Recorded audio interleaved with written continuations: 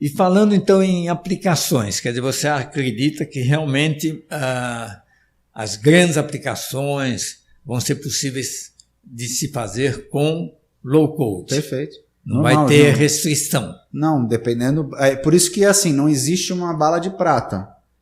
Assim como não existe a melhor linguagem de programação. Então, a gente tem que analisar o que a gente tem para desenvolver, o projeto em si, para a gente definir qual que vai ser as tecnologias ou a tecnologia que a gente vai usar. Certo. Então, da mesma forma, o low-code está aí com uma gama de opções. Certo. E a gente tem que entender, e é por isso que a gente estava falando nos bastidores, eu não foco em falar só de uma tecnologia, porque a gente tem que entender o que o mercado tem a oferecer, e mesmo que não precisa ser profundamente a tecnologia, mas entender essas tecnologias e o que elas permitem, cada uma delas, até onde dá para a gente chegar, para quando a gente tiver um projeto em mão, a gente tomar uma decisão de qual utilizar. Tá. Porque cada caso é um caso, né? Então eu não posso pegar uma Ferrari para andar numa estrada de terra, não vai resolver, né? Então não tem esse detalhe. Mas existem as plataformas para coisas bem robustas que constrói coisas grandiosas, né? Então, o caso da Vale, eu participei presencialmente de um projeto grandioso lá na Vale. Grandioso e foi... E tá rodando. E qual foi a plataforma que você usou? Foi OutSystems. OutSystems. Lá de 2016, esse daí. A Petrobras é recente, faz 2 anos que ela... 2 anos ou 1 ano? 2 anos. Que ela assinou com a OutSystems também para utilizar, para desenvolver. Eu tive de perto, não participei diretamente, mas eu estava na mesma empresa, de um projeto para um banco, né? Um banco digital. Eles tinham um problema, esse caso é até legal da gente entender. Eles tinham um problema que era o seguinte, toda a conta deles era no aplicativo de celular, então você acessava por ali. Esse aplicativo eles já tinham desenvolvido, já existia, só que esse aplicativo era feito por 2 equipes, uma que fazia para o Android, para o sistema operacional Android, e outra para o iOS da Apple. Só que qual que era o problema?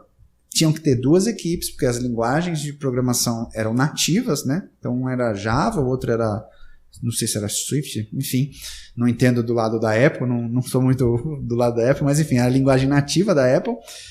E qual que era a grande problemática deles? Toda vez que eles iam lançar um novo recurso, eles tinham que lançar nos 2 sistemas operacionais. Só que qual que era o problema? Descasava muito de equipe. Uma equipe acelerava mais, terminava mais rápida, a outra tinha um desfalque, um programador pedia demissão, ia para outra empresa, aí tu ficava, e sempre tinha um problema de descasar as novas funcionalidades para disponibilizar para os clientes. E eles precisavam resolver esse problema. O que eles começaram a pesquisar? Eles falaram, poxa, vamos tentar achar uma forma de mitigar isso, né? Da gente poder não precisar mais ter 2 equipes em uma só. Exatamente. Porque a gente termina uma e vai estar pronto para os 2. Fazer de tal forma que uma vez escrito, isso, exato, siga as 2. E aí eles começaram a pensar na possibilidade de usar o híbrido, né? Que é uma linguagem de programação que você escreve uma vez e ele gera para os 2 sistemas operacionais. Qual foi o problema que eles barraram pensando em usar uma linguagem híbrida? Eles teriam que reescrever, não dava para aproveitar o que já estava pronto. Sim. E a reescrita de todo o aplicativo no formato híbrido com linguagem de programação ia demorar muito tempo para fazer. Aí eles também, nessa pesquisa, eles se depararam com o low-code. E aí fizeram pesquisa de mercado, elencaram dentre algumas lá e fizeram alguns testes, e aí decidiram seguir numa tecnologia. Enfim, o que eles conseguiram ao adotar o low-code? Em 3 meses de projeto, eles recriaram utilizando uma plataforma low-code. Então, 3 meses eles fizeram aquilo que já estava há alguns anos sendo construídos. Fizeram em 3 meses. Essa plataforma eles desenvolvem um único projeto e ele gera para Android e iOS. E aí no dia que eles foram substituir, né, o antigo pelo novo, que era já feito em low-code, no dia 1 já tinha 1,5 milhão de usuários que veio de todo aquele aplicativo anterior. Então, dia 1 já começou a rodar com 1,5 milhão de usuários. E no final de 2022 atingiu a marca de 3 milhões esse aplicativo.